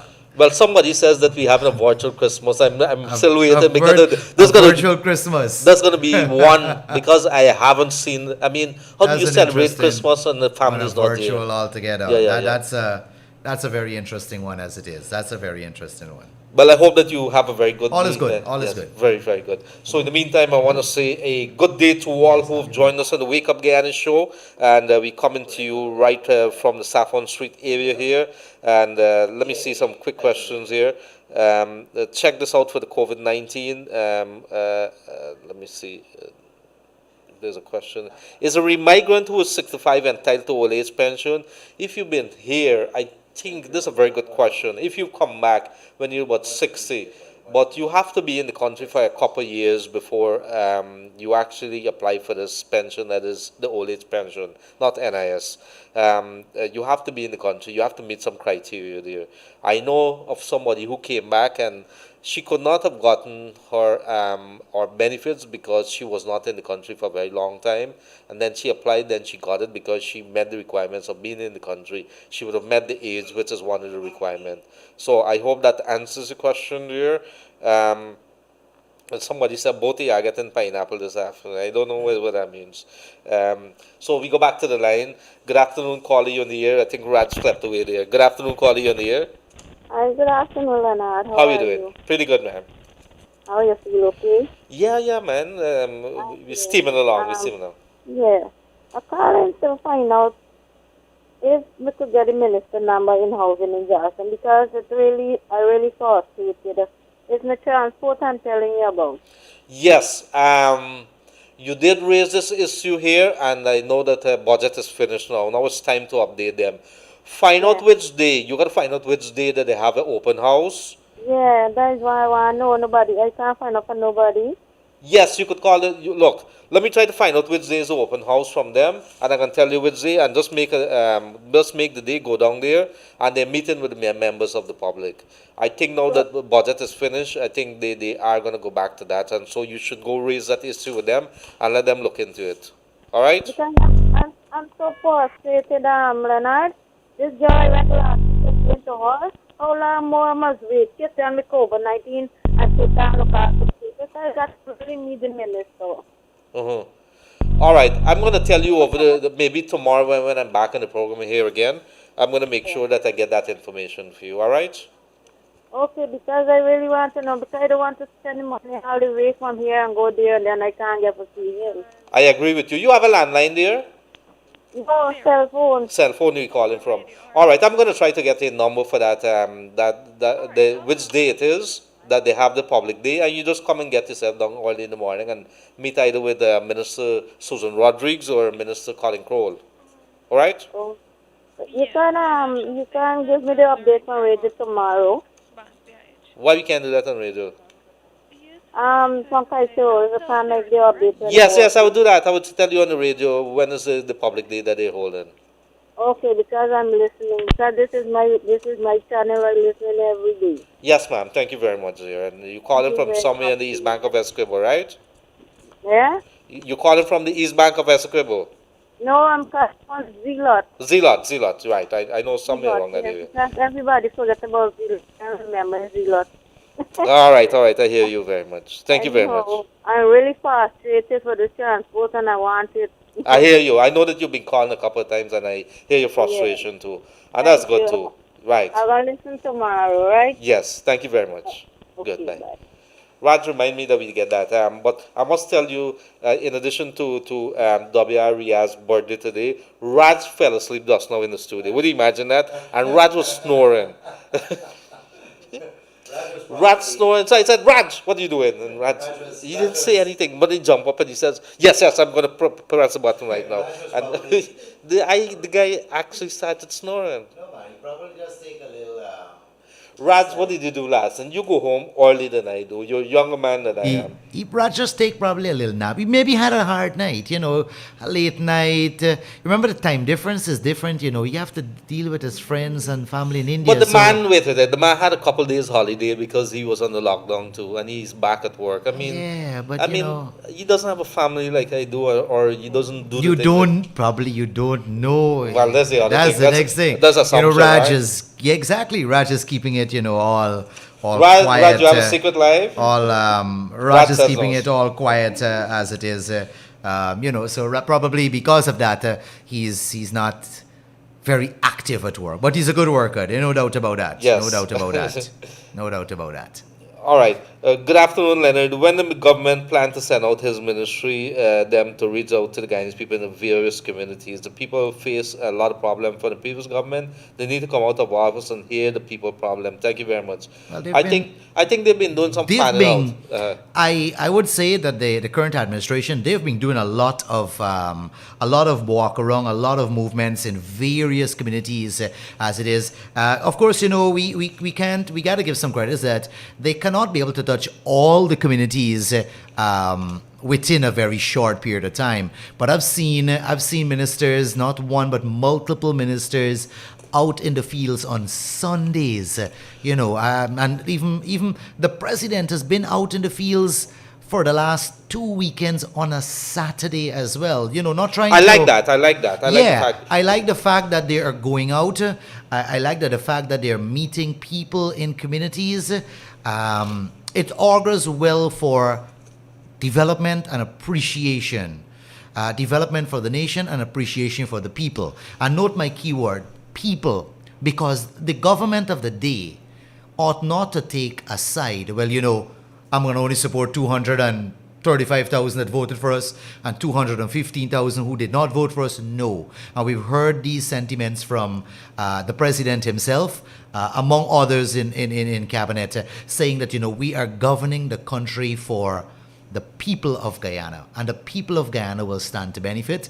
I think it augurs well when you have ministers on a Sunday. I think it was last Sunday I saw the honorable ministers of natural resource, Vikram Bharat, and I have a hard pronunciation. Help me out with the Minister of Tourism. Her name? Some Waldron. Waldron is the last. Onika, I'm not trying it, but forgive me, Minister. Do we I have saw her along with Minister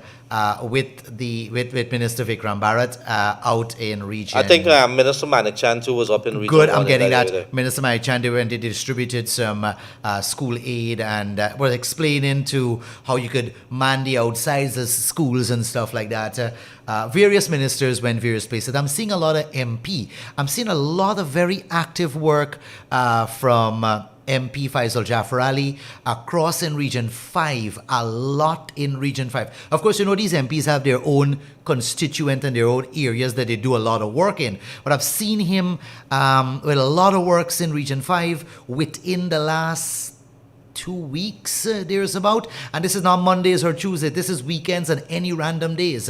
He was there with ministers Nigel Dharmalal and Minister Anand Pasod within a couple of days when they were swearing in the new chairman and vice chair out there. So I'm seeing a lot of work. And I think they did some hampers in some areas in Region 5 over the weekend as well. Well, a lot of people have been complaining to me. They're saying that, it's not getting into their places and stuff like that. Do we have any idea whether Irfan Ali is like David Grains at 3 o'clock in the morning? He starts sending his ministers them emails and things like that, messages. I don't know. This guy don't sleep, I don't know, but what I could tell you is that he goes home late and he leaves early.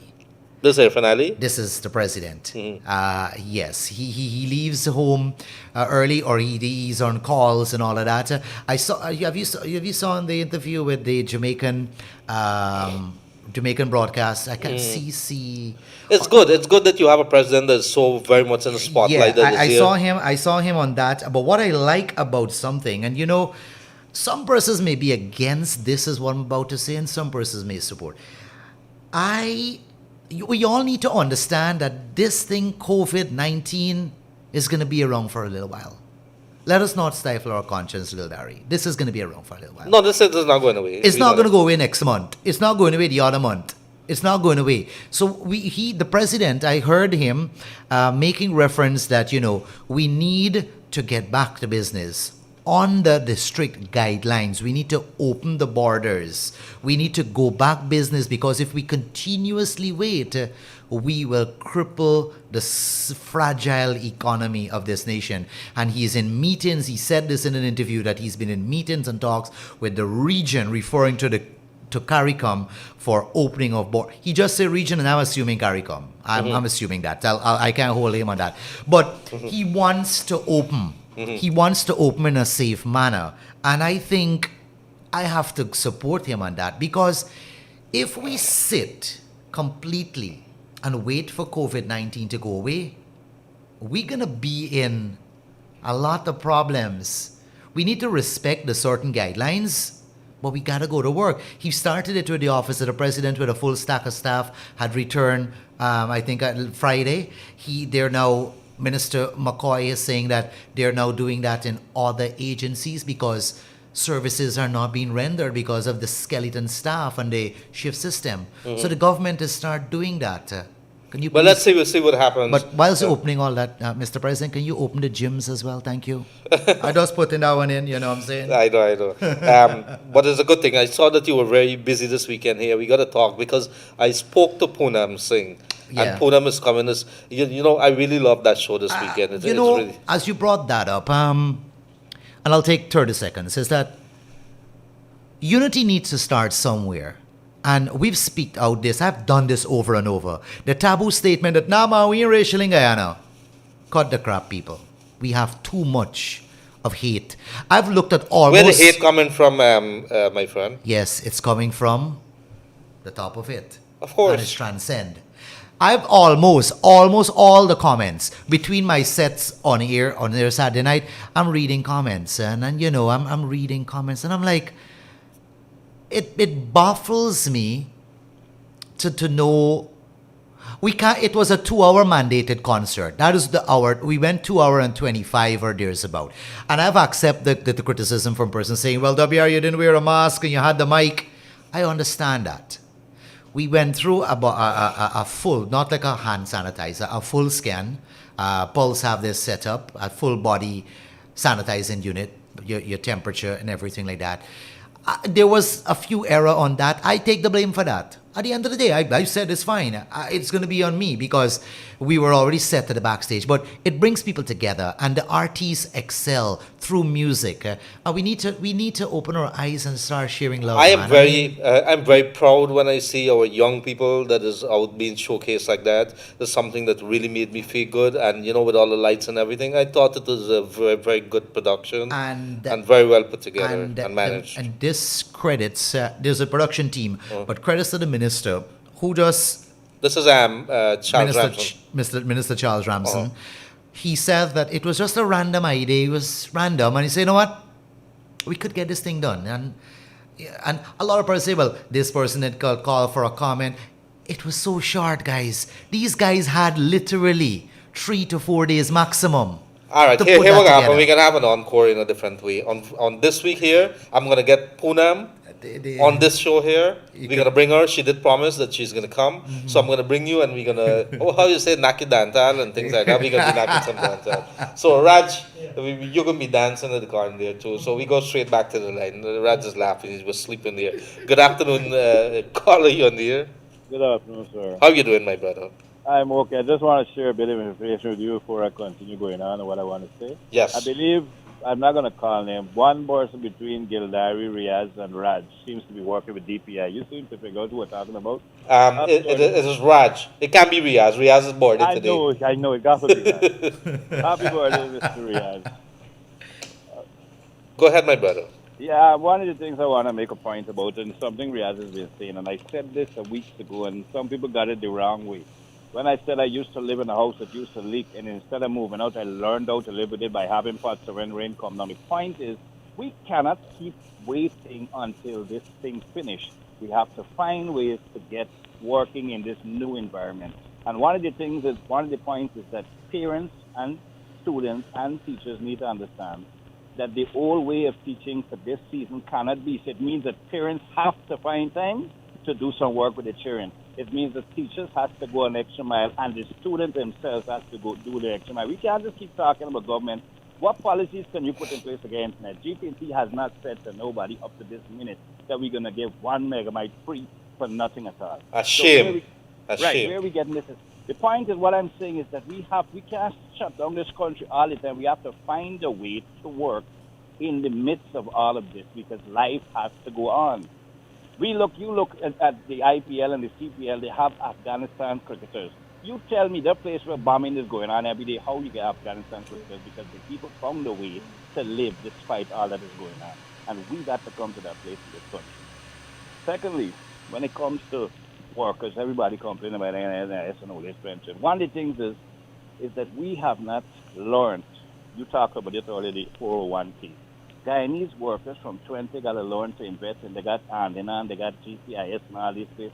Even if it's paid on a piece of land, when the house reaches a certain way, you rent it, and put up as just insurance for when you get older instead of just waiting to live on NIS or old age pension. We have to plan for our retirement. That's something Guyanese has not been doing.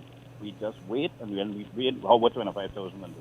At the end of the day, we got to start now so that we can have a better life. I'll your comments are up here. Thank you. Thank you very much for that. And that's been a topic that's been very, very close to my heart when it comes to what's next. And I think that's in keeping with that. We have to start thinking what is next with regards to put aside money for a rainy day, put aside savings for a rainy day. Not because you have all money or you have some families would have money coming in. Things are going to get a little better as we go down, as we start opening up back. And you're going to have money. What do you do with it? Do you go buy a fancy car? Do you put it in fancy clothes? Do you do something that if something goes wrong, that you are probably courts is going to take back your television or something. You have to make sure that you save for the rainy day. And I'm talking specifically about the government here. The government has to lead the insurance company, all the different places that we have here. Even NIS could look at the mandate that it has and what it is that the NIS Act says, and maybe start looking at some ways in which it could take this money that is just hanging out there, that people don't know what to do, and they could start putting it in an investment scheme. I think NIS has an issue in that it needs to bring in the income and the revenues by placing those monies in income generating projects. I think they had put some money in the Berbice Bridge. They had some issues. They had put some in Clico and they lost a bunch of money there. But NIS is a good example of how you need to put it into stuff. And so when you have all this money here, you need to have the insurance company start looking at ways in which it could really take the money from the people instead of you putting it in bank and it gets certain things. One of the biggest ways that you could borrow money is the monies that the insurance company has. And so this is for public project. If you're looking at the bridge that is going to come across the Demerara River, they would need to find the money from somewhere else. You could have a mix of having overseas borrowing as well as local borrowing, and in so doing, you have to lend back. I mean, if you borrowing from overseas, the Chinese, it's about 20% that you'd probably have to pay. It's going to be a significant amount. So I'm talking interest here. So what about if you offer that to the local companies? The government of the day is good for the payments. They're not going to, they're not going to refuse to pay. At the end of the day, I hope that answers the question. But we have to start thinking out of the box in terms of what we can do to basically start looking for ways in which we could get something better. And the insurance company and the other, not even the banks, will have to start looking at doing the business in a different ways. And maybe there's a couple companies too that would come on the bank again and would have to look maybe long-term pension schemes. Not the insurance company is alone, but maybe a specialist investment company. Not a Ponzi scheme that I'm talking about here, but something else. So let's go back quickly to the calls there. Raj, and talk to our people. Yes, I think we missed that one. check this out for COVID. Network has the wireless Wi-Fi. E-Network has the wireless system. Happy Border has. The government. Savi not want you to do the Harry Bowl dance. Oh, I must do the Harry Bowl dance. I can do the Harry Bowl dance. I like to do the Harry Bowl dance. We see how that goes. Could we go back to the lines and see what happened here? Yes. Good afternoon, caller. On the air. Hi, good afternoon. How are you doing? Go right ahead. Yes, it is. Mr. Gildarie, good day. Calling from Myconi, Novar Myconi. Novar Myconi, yes, sir. Yeah. I got a little problem here. Uh-huh. We have a ball field at Novar, behind Novar Nursery School. Mm-hmm. There are many years. Me born to reach it. Me 55 years, so me born to reach it. The only time Novar ball field weed in Desmond High time, we call that a helicopter there. We go on lunch in Dundee. It never weed by right, no government, sports club or nothing.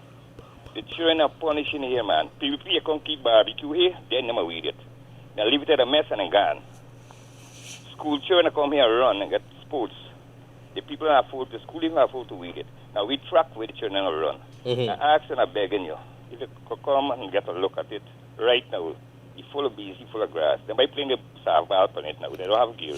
What you could do for me, I think maybe you could send some pictures. I think everybody has the numbers here, 6222222. Yeah, I got the number, write it down. Now, what you could also do, because I think there's some program that was supposed to be under the Ministry of Culture, Youth and Sports or something under previous governments or so. Yeah, see all that. For different cricket community grounds and so. And maybe what you guys would probably have to do, if there's a committee that you could put together that is could probably manage, because here what happened, we keep asking government to do things. We have to start taking things into our own hands. Either it's a co-op society, whether it's a committee, and start running things. Let's take ownership of these things, man. Community, children, young boys just play ball. No, but what we do, we could do so many things on the committee grounds. Right. So many things that we could do there on a Sunday. You remember back in those days, big cricketing at the ground there, bush cooking in the car in the day, the boys drinking the beers and things like that. We let's bring back those days, but we should have clean front. Yes, we could bring it back, but we have to do it in a clean manner because we have expectations now. You know, we understand what the young kids are going through now with the ganja and everything that's happening. But we could be able to do it in a very clean manner. But we need to do it collectively in groups. That's how the power is. Young guys now, they don't want to travel for go read people. No, man. You could ask the minister. You could write the minister a couple if you get a couple. Have a regional sports body like Region 5 have one. I can tell them to come and check it. Because any WhatsApp and give you, but I mean if you get things like that. No, but like you have a good minister now who's around the place, and so get a couple of the people in the community up, and you have Ramson, Mr. Ramson, Minister Ramson. Like get on the names. No, you if you have an idea who might be you want, and you have a cricket ground there, it needs to be managed. It needs to be managed. You put together a committee and go to the minister and says, look, this thing here, nobody's in charge of it. We want to take charge of it. This is our proposal to you. Could we get some money to maintain it every year and then put it in the budget? And maybe there's something to think about. But unless we start doing it, it's not going to happen. It's just going to be a wishful thinking. Okay. These are some of the ideas that you could play around with. I got another one now for you. Sure. We have, I live right about the battlefield I live to, not far outside of the battlefield. Now I'm alone, like a couple of houses there. People renting land from a man named Dr. Harry Charan. Me by where me live, right through where me there, everybody by. The other section next to me is rented land from people. We have a street there, never built. Mm-hmm. You've got to walk through people's yard. Like people behind me walk through me yard, and I walk in the other yard and meet on the street. This happened for years. My 50-something years started. Now this place was my parents, so they don't live for much years. They never make. We've talked to a teacher guy from Gildarie. He even run something for PUP. He said they're going to build it. Then I think they come out of government. Now they come back, man. How we can get the answer for them do it? As I go to the village job, so I went to the village job, like 10, 15 people live, he went. As I get names, he take all the names and carry it. See, nothing, you don't hear back nothing. No, there's a different government in place right now. No, talking PUP. PNC tell me never go do it for them and them, because I know them are waste. You know? Right. What you got to do right now? Talking PUP, tell when the last election when they been in the government, then tell we go and, you know what I call this guy name? I can call your name? You call whatever name, man. All right, get a chap them sing. From go to it. He is the Freedom House. If I'm right to go to it, you can accept them pop so sing. Right now, he there with PUP right now. I'm not doing nothing there. They must say, get name, get all the people. Here what you can do for here what I suggest that you do. Write a letter to your NDC. 2 years. Or when then I say nothing, just carry name. Every time you talk to them, get the name back, man. Get back the name. No. Here what you can do for me. Get the year come year go.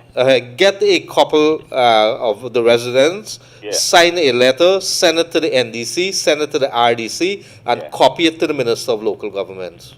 Okay. And so you have 3 copies there. It would not hurt you to do that. It's just somebody coming down Georgetown, ask them to drop it in the ministry. Right. And you just do that. And then you know what you do, like why does do. When that happens, I pick up the phone every day. Sir, did you look at my proposal? Did you look at my proposal? Every day I call in them. And after a little while, they can call you and they can cost you up, but they can start looking at it. I think it's a tactic that I use pretty often, and guess what? It works. It works. All right. Thank you very much, sir. Okay? Thank you. God bless you.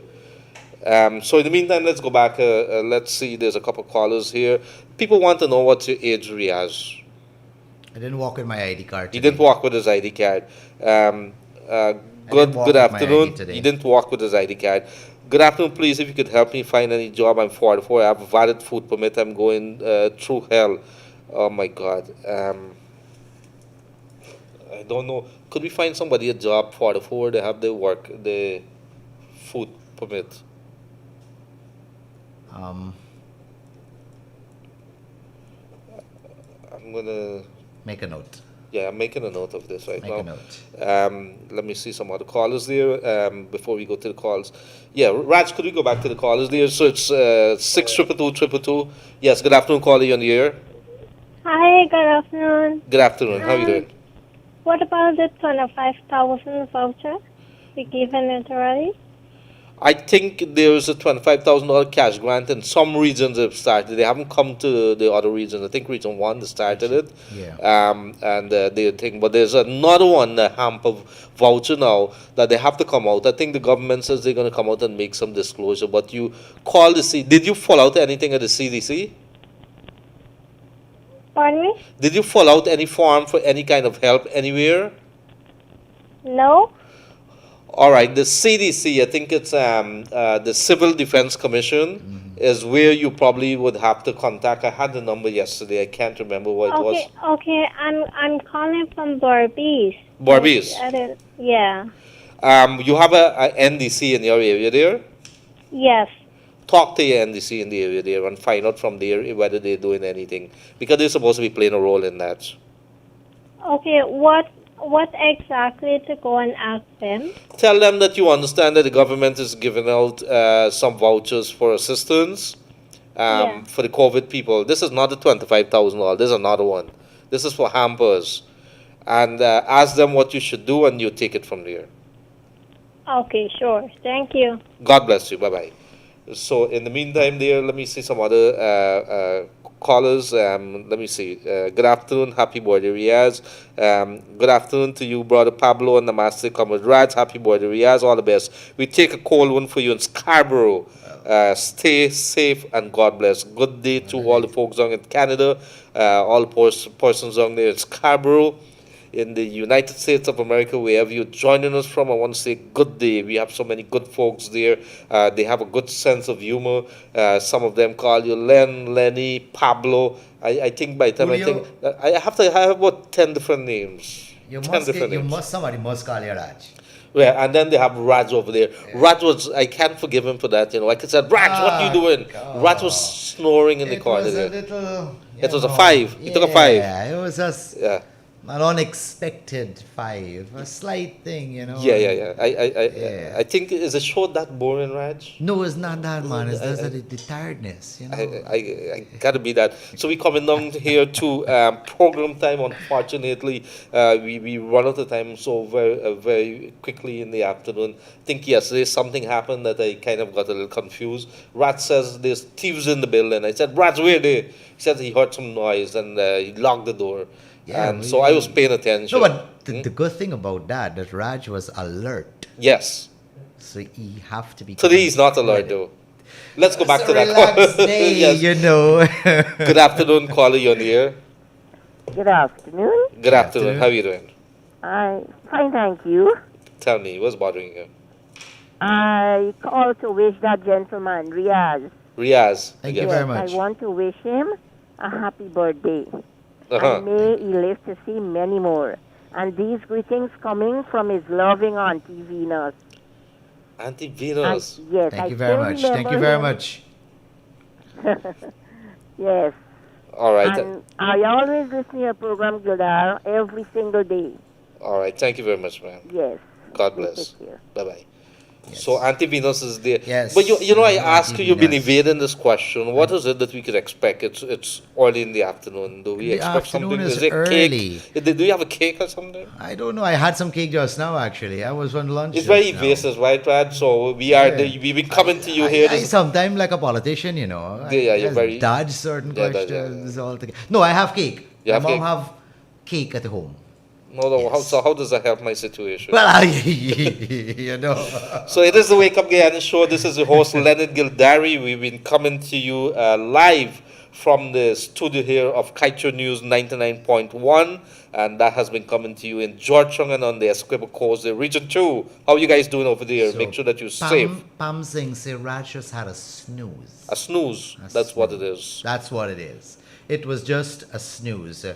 He buying drinks, Uncle Eldorado. Kamal, the thing called Uncle Five buy. You It's gotta, Uncle Five, yeah. gotta know this thing, Kamal. Come on, Uncle Five. We can have him, one of these days. We're going to have him sit on the mic here on the other side of the thing. So Raj. or maybe he could put himself on there. And what we're going to do, he's going to have to speak to us in Hindi, to speak that. Yeah, we're going to well. have to have him sing too. So I promise, we're going to do Well, things listen, that, I think he could sing, he could sing. We all could sing. Listen, we all could sing. It's how you sing, that's the problem. Aye. That part I wouldn't judge, but I think he could sing, because we played some Bollywood tracks yesterday. Was Monday? Yes. And Raj was very melodious in the studio. That song kind of I romantic. see. I'm gonna I do that. saw the body language, Yeah, so okay. he have singing potential. A Shahrukh kind of thing going on. All right. I'm going to leave it at that. I mean, this romantic thing, I'm not sure. Yeah, I ain't Something going like the that. romantic part of it. I ain't. I can So sing. that has been your wrap on the Wake Up Guyana show. We would have also been coming to you on 99.5 FM down in Burby. So I want to say hello to the folks there and wherever you are. If I missed you out, it is because of Raj and with WR Riaz. They distracted me. Before we go, I want to say hi to my cousin. I don't know his position, but he's with the REO. I think he's deputy engineer. He told me this thing already. He's in the back dams right now and he's locked in. So Okay. Mr. Rahula Ali. in the Rahula back dam. Rahula Ali. And your birthday is coming up, but just remember I'm older than you. Just remember that. Just remember that.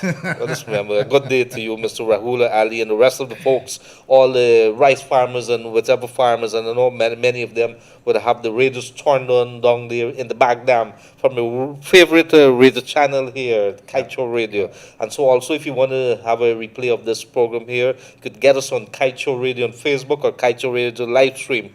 YouTube, and so that has been a wrap, and all the best for the rest of the day for Riaz, who's celebrating his 49th birthday, 49 and a half birthday there. He's going to probably tell you that in a very short while, but in the meantime, I have other work to do, so I'm going to be taking my exit here, and I hope this has been an engaging day for you folks. It's always been a pleasure, and so we're going to be back same place, same time tomorrow. In the meantime, have a pleasant and a safe day wherever you are. COVID-19 tips sponsored by Dex Soap. 1. Practice social distancing. 2. Wear your mask when leaving the house. 3. Wash your hands regularly for 20 seconds using our Dex Soap. 4. Cover your nose and mouth with a disposable tissue or flex elbow when you cough or sneeze. Choose Dex Soap for that extra cleanliness. Dex Soap is affordable and available nationwide. Kaieteur Radio. Covering Guyana from coast to coast. Demerara and Essequibo 99.1 FM. Burby's 99.5 FM. Kaieteur Radio.